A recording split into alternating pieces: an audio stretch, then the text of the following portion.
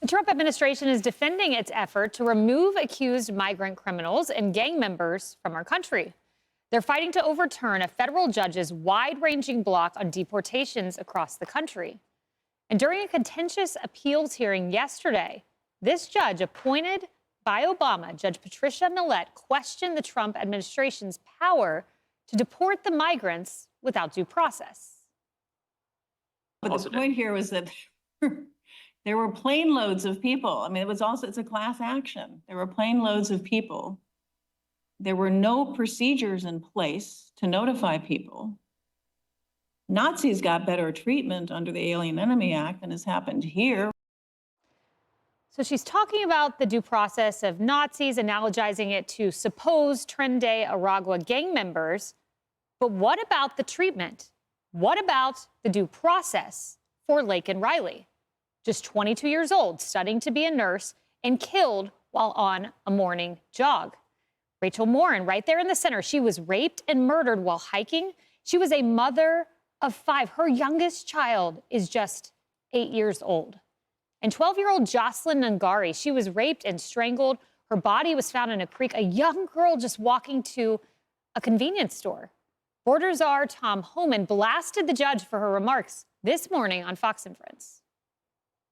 I'm sick of these radical judges. Why don't they talk to Laken Riley's family?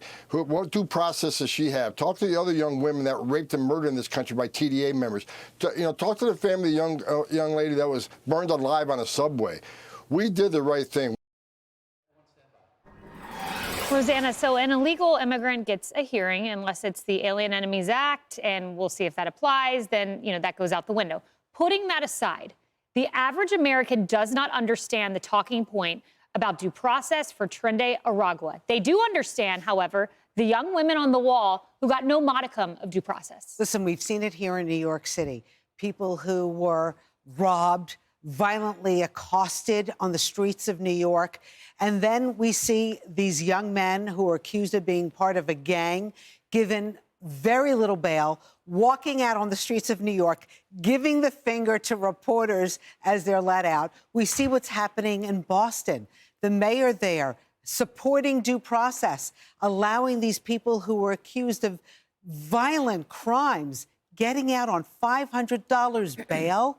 I'm sure the people who live in Boston have to be up in arms that these people are now back in their community. They have to be concerned for their safety. And they have to be, and when you look at this, Carly, you have the mayor of Boston who talked about, we're Boston strong, no one messes with Boston. Well, these accused rapists are messing with Boston. Yeah, exactly. And, I think one of the biggest stories of the day is what just took place in Massachusetts when you have Tom Homan come out and say that over the past 5 days, 370 illegal immigrants, a majority of them with criminal records, were just arrested in one raid. We're not talking about 10 or 15 people, 370. So how does that happen?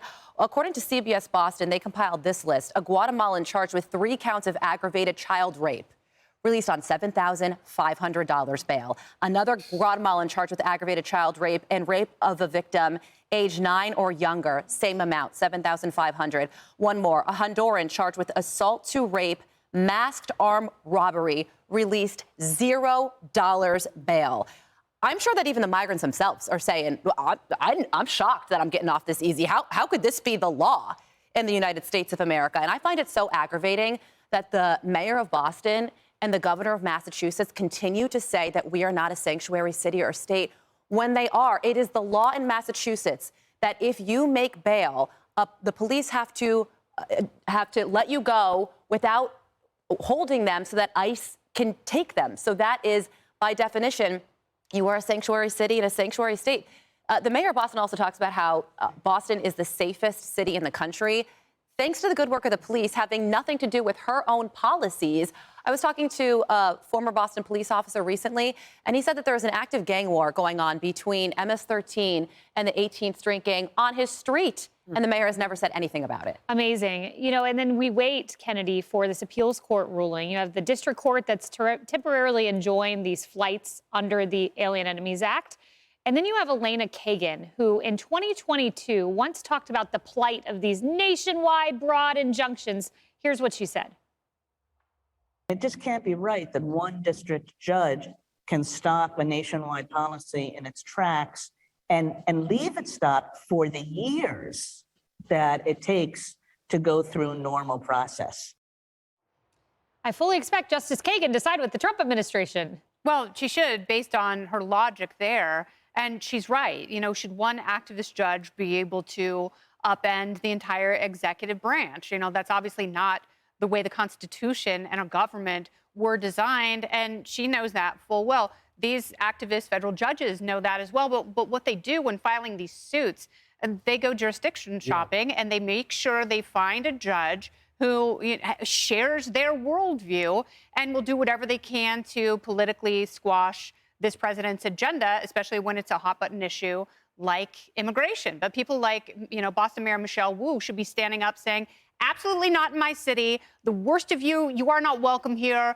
The best and the brightest, you are the ones we want, the hardest working. The dream is here for you, but people who wish to do others harm, get the hell out of here. Every mayor needs to grow a backbone and say just that. And Steve, you see the injunction scorecard here. There's one guy who seems disproportionately targeted, the guy in the middle, first-term Trump and then second-term Trump. It is completely outrageous. Imagine if we had a local council, right? I don't know, just pick any city in America, a local council, and suddenly overnight, the policies of that council applied across the whole country. It's unthinkable. We would never accept something like that. That's what's going on here with these nationwide injunctions. A local judge making policy for the whole country. It's not in the Constitution. Congress never made a law to make that permissible. This is entirely generated from within these judges, and it should be stopped. Now, you have 677 judges, many commanders-in-chief who at any moment can just stop what the president's doing. It's amazing. Hey everyone, I'm Emily Campagno. Catch me and my co-hosts Harris Faulkner and Kaylee McEnany on Outnumbered every weekday at 12 p.m. Eastern, or set your DVR. Also, don't forget to subscribe to the Fox News YouTube page for daily highlights.